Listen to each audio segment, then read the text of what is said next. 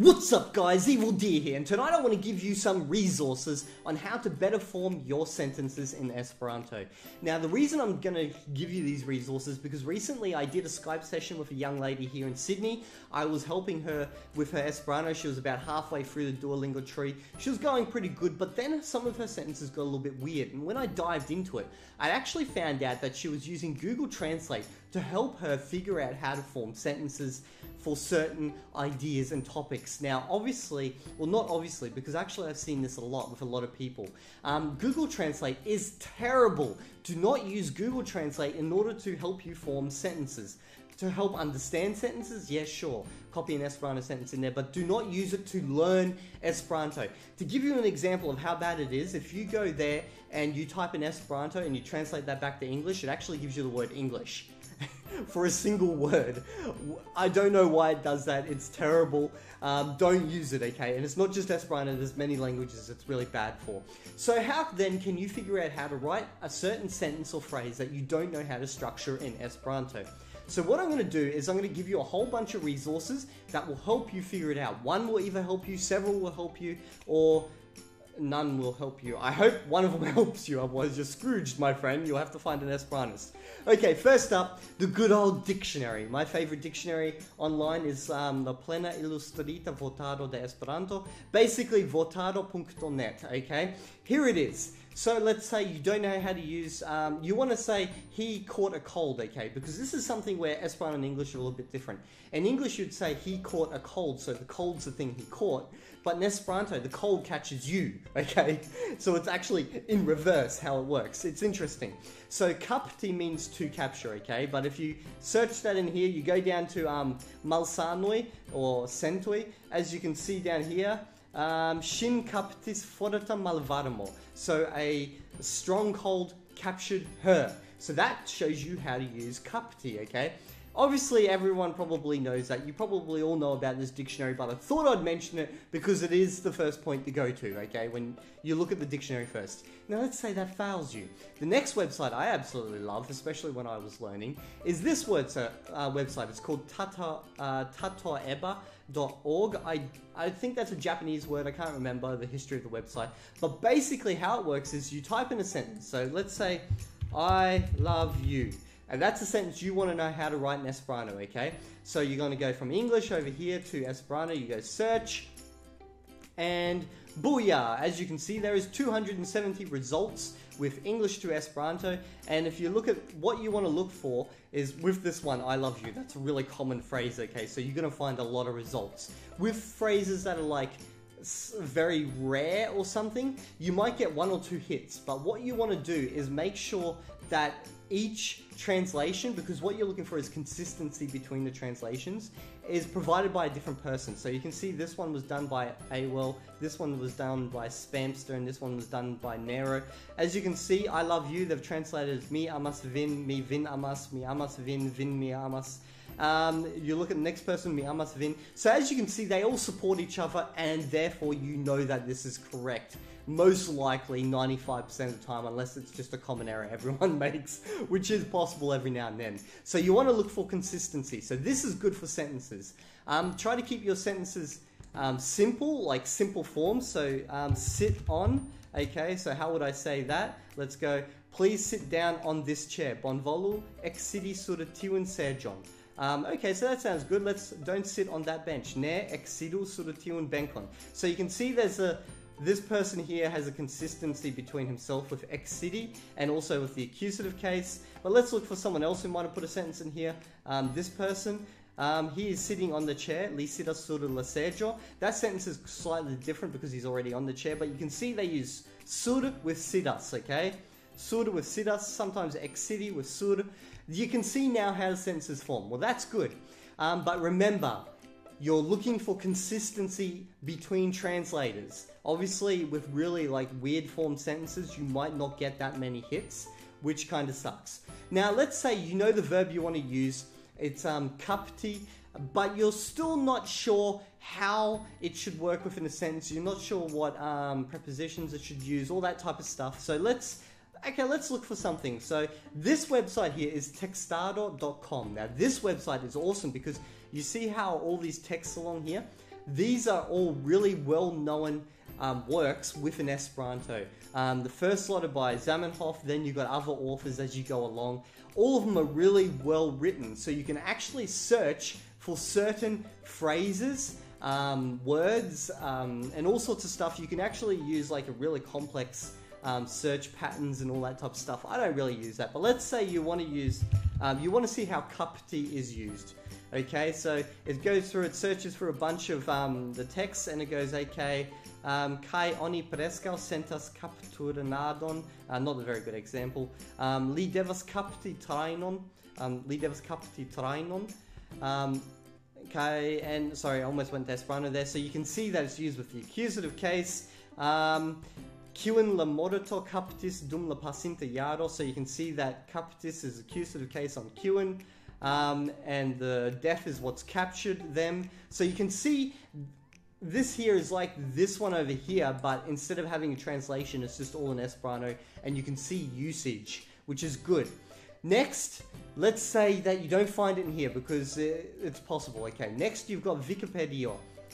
Wikipedia is good for finding things that are really modern or really niche and aren't spoken about in big Esperanto books and all that type of stuff, or in the standard dictionaries. Looking for things that are generally really modern or niche, okay? So let's look up something in Esperanto that would be quite niche. So iPhone.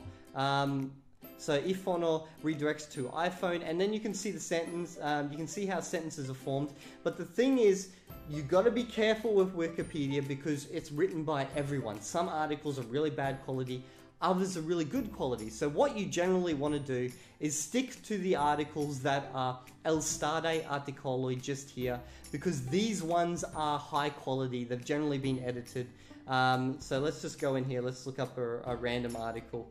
It doesn't really matter. Cruz militoi. So, and as you can see, it's really nicely written. You can see all the different words related to this topic. So if you want to learn a particular topic, you can find all the words and all the stuff in context. It's really good in that respect. So let's see if there's capti in here. Kiun la seljuoi captis. I don't actually know what this word means. So that's an interesting thing. Now that doesn't happen too often nowadays. Oh! But yeah, so you can use Wikipedia. Now let's say that you still can't find what you're looking for. Here's another good dictionary. This one is Reta Votado. This one is good because it actually provides translations into multiple languages. So let's go capti again. I don't know why I've just decided to pick this verb for today. As you can see, it's actually providing an English translation here. And the good thing is, you gotta remember that not all dictionaries agree with each other, okay?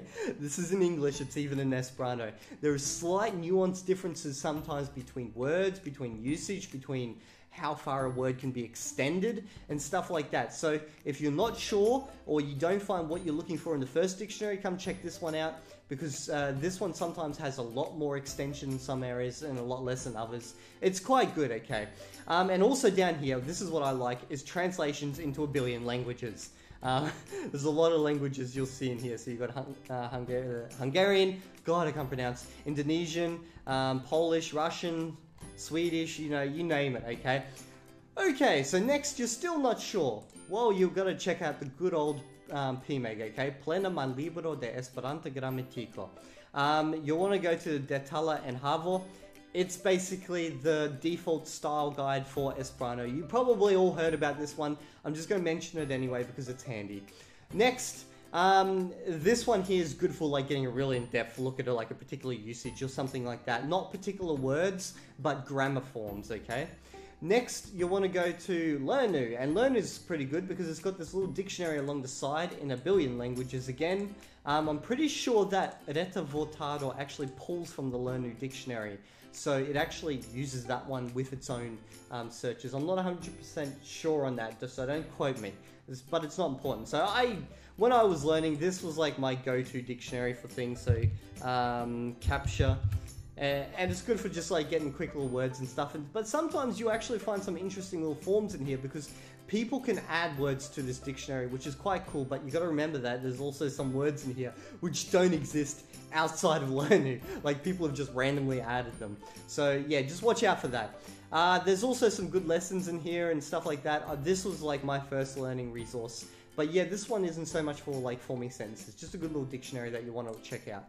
Okay, so this here is quite different. I wanted to point this out because this is something a lot of people don't know about. Fortivot is a website of pronunciation. So people can add a word and add a pronunciation for that word, and there is a ton of Esperanto pronunciations in here. So I've just searched the most common word on the face of the planet, Esperanto, saluton, okay? And let's say you're not 100% sure on the pronunciation, because even though Esperanto is completely one sound to one letter, what generally happens, even with myself, is that English comes in and affects the language, and you don't even realize it at times. You don't even realize that you're mispronouncing words. So if you're not 100% sure, or someone says you mispronounce that word, you can just quickly come here and search it, and you'll generally find it if you stick to the basic root of the word. And you can just click the sound. As you can see, there's 4 pronunciations here, so I'm going to click on saluton. 4 different people added. You can see where they're from in the world, so you can actually get like an international taste of the sounds as well. And you can generally see if there's consistency between the word, between the different pronunciations. Obviously, if there's only one recording, be a bit wary, because you never know, the person might be mispronouncing it. And finally, because a lot of people just want to use a translator, if you have to use a translator with Esperanto, I would only recommend Verdulo. It's a rule-based translator. Obviously, in some ways worse than Google Translate, and others a lot better. But again, I will just say, do not use a translator if you can, because they are generally not very good. But if you have to, you've got no option, that your house is on fire and you need help with translation, this is the only translator I would recommend. Another little cool feature is it actually automatically converts the X system into hats, okay? So as you can see, H with an X, there you go, automatically converts it. So that's something I like to use this as well when I'm on my work computer. But if all that fails you, contact an Esperanto speaker, one that you trust. Esperantists will generally help you out. Just find someone, harass them. Happens to me all the time. Obviously, I get it a lot, so it's a bit harder for me to always respond. But that's it. I wanted to just show you those resources. You probably heard about a fair few of those, but I'm hoping that there's some gems in there you haven't, and afterwards you're going to go, that is friggin' awesome! So yeah, that's it. If you've liked this video, give it a like, share it around with your friends, subscribe to my channel if you haven't already, and I'll see you all in the next video. And I'll use the word svati against you. Now go search what that word means. And as always, I want to thank my Patreon supporters, because without them, this channel probably couldn't exist indefinitely. And they are Adri, Timp, Tollefsen, jzknuckles, Ludisto, Lupe, Margarita, Killpack, Robert, Nielsen, Robert, Poort, Shayne, Tommy, Linsley. And if you want to donate to my channel to make it better in the future, you can through the link below in the description.